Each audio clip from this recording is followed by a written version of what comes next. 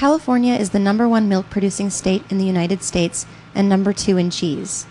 The industry advertises their cheese as coming from happy cows. But Viva investigations show that most cows on dairies in California don't live on green pastures. There are no frolicking calves or happy farmers to milk them.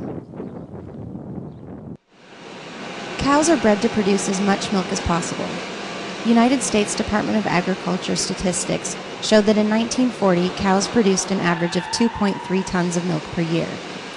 Now the average cow produces 4 times that, and some produce more than 10 times as much.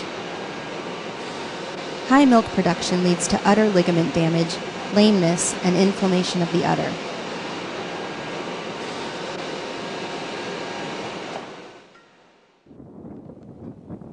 Here is another California dairy. These cows have saliva dripping from their nostrils. This can be a sign of disease.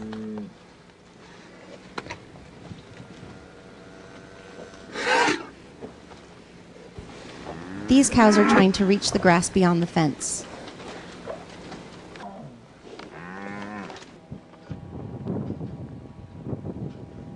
Here is a cow with swollen teats.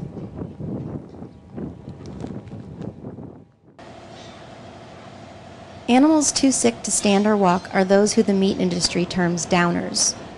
As long as the cow is breathing upon reaching the slaughterhouse, she is deemed fit for human consumption. Each year, thousands of animals are kicked, beaten, even dragged off transport trucks so they can reach the slaughterhouse still breathing. Even in a state like California, where the state law says that these animals have to be handled immediately, there are still those who violate the law. According to the Environmental Protection Agency, a single cow produces approximately 120 pounds of wet manure per day. Estimates equate the waste produced per day by one cow to that of 20 to 40 humans. California dairies produce 30 million tons of manure each year. Manure collects in open lagoons where it can seep into groundwater and pollute waterways in heavy rains or flooding.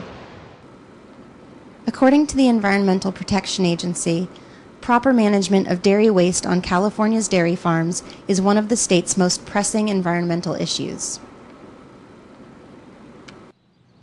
Newborn calves are taken from their mother only days or sometimes hours after birth. This calf is just another casualty of the industry.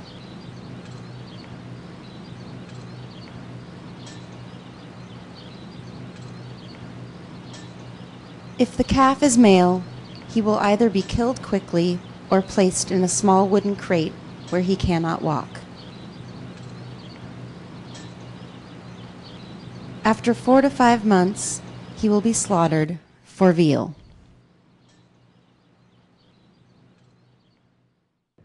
These young females, termed replacer calves, will be confined for a number of months.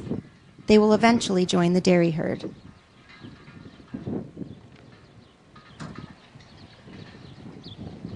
This calf has knocked over her food or water in the hot California sun. Will she become another of the dairy industry's premature deaths? Even though confined, the calves try to have some companionship.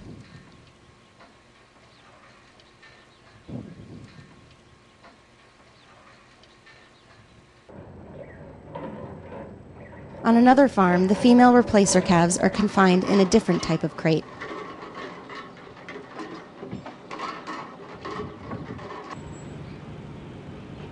And yet another dead calf on a California dairy farm. Some of these replacer calves are chained by the neck, significantly restricting their movement. If they tip their water or food, they will be able to do nothing to help themselves. Even in smaller producing dairy states, such as Georgia, the calves appear no better off. In the background, you can hear the mother cows trying to communicate with their babies.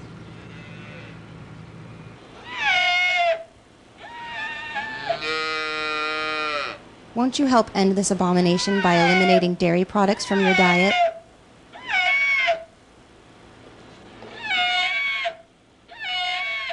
Go vegan. Contact